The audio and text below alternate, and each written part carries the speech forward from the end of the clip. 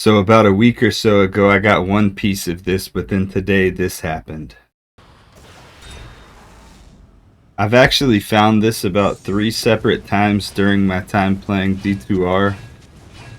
Wasn't really necessarily the best roll of this, but always kind of exciting to get a grandfather sword to drop, in my opinion. It's one of the rarest items in the game.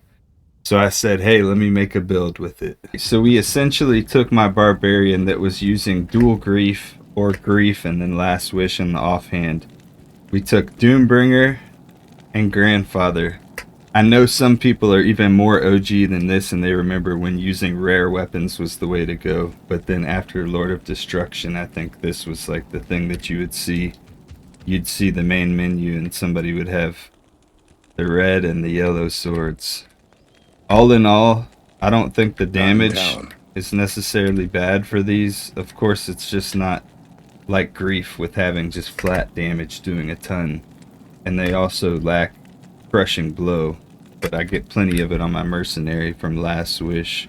We got Last Wish, Fortitude, Halberds, and then Plague on my Mercenary. So he's got a decent amount of replenished life. Got pretty good res. He's got Plague, so we can get the curses off of us relatively fast. This is just players 1, keep in mind. I also have only 1 single point into Whirlwind, so I mean, these are trash mobs, but you know, we took Eldritch out without any problems or anything. I'm definitely gonna go to some different places to try to showcase it. As you can, well, I guess you can't really see much right there, but the Frenzy, this is a Frenzy build actually with max strength. Not even a whole lot of vitality, but that Doombringer actually helps a decent bit.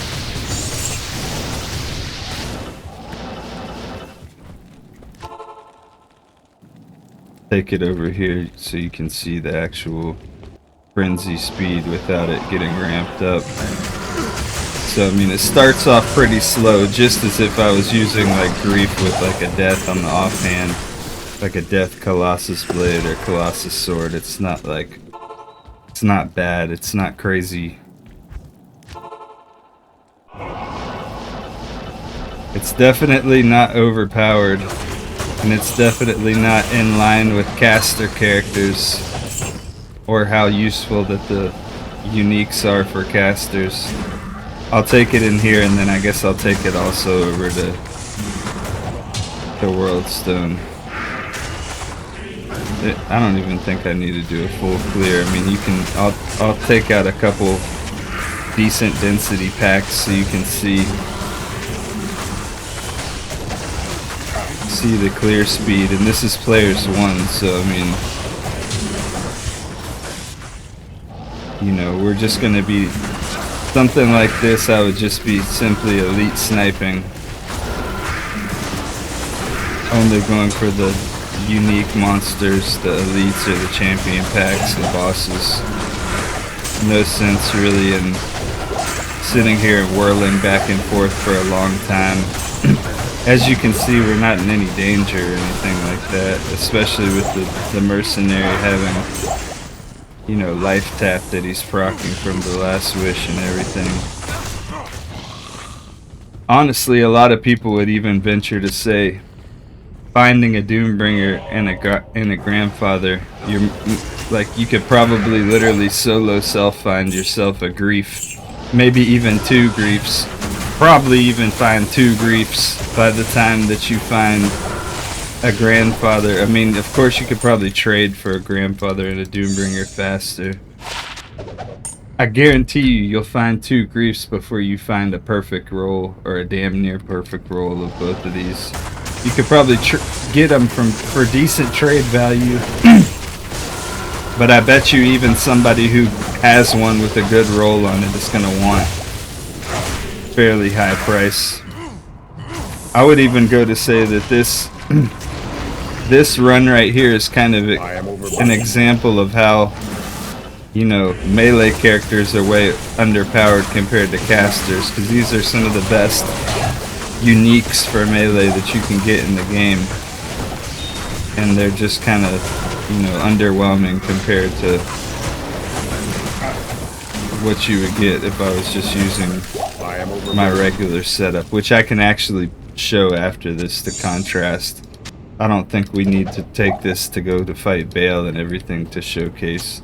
Like, I think through the process of me kind of talking through this, playing through it kind of casually, I think you can get an idea of what the build is capable of.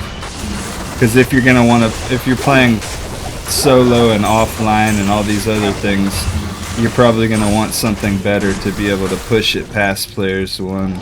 I mean, this could do probably players 3, players 5, but it's just gonna, you know, players 3, players 5, it's gonna continue to just slow down more and more, and then become tedious and annoying and an unfun build to play, in my opinion.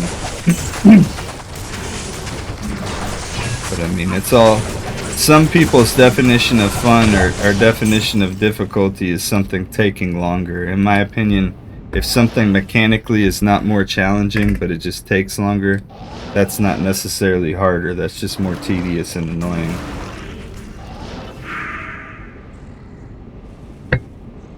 8:25 p.m. having coffee. That's what kind of night it is tonight. I got like 3 video ideas. Gonna try to at least get this one done. Okay, let's just go to the boss. And then I'm gonna show you how much faster Dual Grief is. Just for shits and giggles. Let's not get our Mercenary killed in the process.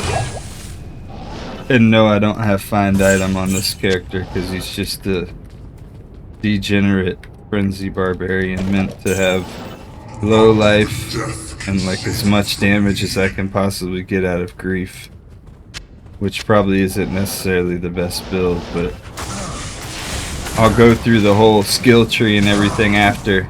Honestly, using these weapons, I would suggest going max whirlwind rather than like this little 1-point whirlwind that I have, because frenzy just really isn't all that. Like, frenzy's good for doing Ubers, but I think whirlwind's just superior to frenzy in general.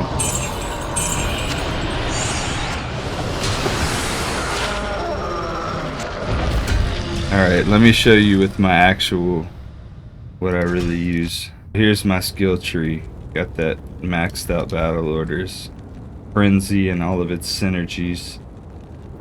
Ideally, I would just maybe put a couple into frenzy or something and not really worry about the damage either for frenzy, and go full into whirlwind, and then you could be more creative maybe with your find item and stuff. All that's kind of up to personal preference. You can make your increased speed higher, you know, depending if you're using Enigma or whatever you might be using. I'm literally using chance guards and war traps, so I mean, I could be killing faster if I was wearing gore riders, and if I was wearing like some crushing blow gloves. They could be probably good because I don't have any on this character, but I mean, the Mercenary has 70 crushing blow, so you know, it's all preference at a certain point.